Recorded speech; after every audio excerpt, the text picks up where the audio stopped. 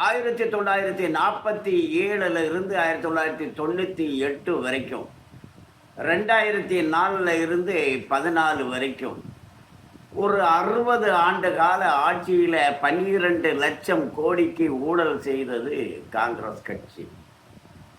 1998 இருந்து 2004 வரைக்கும் ஒரு 6 ஆண்டுகள், 2014 இருந்து இன்று வரைக்கும் ஆட்சி செய்யக்கூடிய பாரதிய ஜனதா கட்சி ஆட்சியில் ஒரு ஊழல் வழக்கு இல்லை, ஒரு ஊழல் இல்லை. ஒரு ஊழல் குற்றச்சாட்டை இந்த எதிர்க்கட்சிகள் கூட சொல்லலை.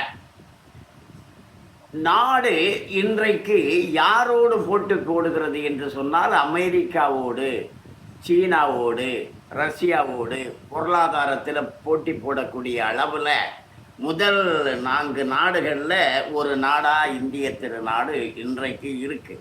அன்னைக்கு கடன் வாங்கிக்கிட்டே இருந்தாங்க உலகம் பூராவும். இன்றைக்கு நாம் ஏழை நாடுகளுக்கு கடன் கொடுக்குறோம், இலவசம் கொடுக்குறோம், தானியங்களை கொடுக்குறோம், தடுப்பூசி கொடுக்குறோம். இன்றைக்கு வளர்ந்த நாடாக இந்தியா இருக்குது. இப்போது ராகுல் எங்கள் குடும்பத்துக்கு தானே இந்த இந்தியா சொந்தம், அது எப்படி மோடி பறிச்சுக்கிட்டாரு அப்படின்னுக்கிட்டு பேசிக்கிட்டு வர்றாரு. அவர் என்ன சொல்கிறாருன்னா, ஓட்டை திருடிட்டாங்க, நாங்கள் எம்எல்ஏ ஓட்டில் நிறைய வாங்கினோம், தேர்தலில் எம்எல்ஏ தேர்தலில், எம்பி தேர்தலில் குறைஞ்சி போச்சு, அந்த தேர்தலில் நிறைய ஓட்டு இருந்து இந்த தேர்தலில் குறைஞ்சி போச்சு. அப்படி ஏதாவது புகார் இருந்தால் அதை கம்ப்ளைண்ட் கொடுக்க வேண்டியதானே, நீதிமன்றத்தில் கம்ப்ளைண்ட் கொடுக்கணும், தேர்தல் ஆணையத்துக்கிட்ட போய் புகார் கொடுக்கணும். ஆனால் அதை கொடுக்க மாட்டேங்கிறாரு. அப்படியா சொல்லிக்குவாராம். அவர் சொல்கிறத கேட்டுக்கிற இளைஞர்களெல்லாம் கையில் ஆயுதத்தோடு போராட்டம் நடத்தி ஆட்சியை கவிழ்த்து அவருக்கு கையில் ஆட்சியை கொடுத்துடணுமா, ஏன்னா அது அவங்க குடும்ப சொத்தான். அதே போல் தமிழ்நாட்டில் இங்கே ஸ்டாலினும் அப்படி தான் சொல்கிறாரு.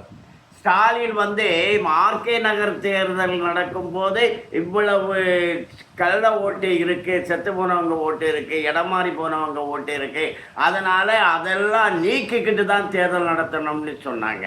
2016 பொது தேர்தல்லையும் அப்படி தான் சொன்னாங்க, இந்த ஓட்டெல்லாம் நீக்கிக்கிட்டு தான் தேர்தல் நடத்தணும்னு சொன்னாங்க. 2017 தேர்தல் ஆணையத்திலே மனு கொடுத்தாங்க. ஆனால் இப்போ இந்த திருத்தமெல்லாம் பண்ணாதுங்க, இப்போ எங்களுக்கு எப்படியும் ஒரு 70 லட்சம் ஓட்டு இருக்கும், நாங்கள் சாமர்த்தியமாக போட்டுருவோம், செத்து போனவங்க ஓட்டெல்லாம் போட்டுருவோம், நீங்கள் திருத்தாதுங்க, அப்படி எங்கள் குடும்பத்துக்கு தான் இந்த தமிழ்நாடு சொந்தம், எங்கள் குடும்பம் தான் இந்த தமிழ்நாடு ஆளும் அப்படின்னு சொல்கிறாங்க. ஆட்சிங்கிறது ஊழல் இல்லாத ஆட்சியாக இருக்கணும், ஆட்சிங்கிறது நாட்டை முன்னேற்றக்கூடியதாக இருக்கணும். அதுக்கு சரியான கட்சி பாரதிய ஜனதா கட்சி மட்டும்தான்.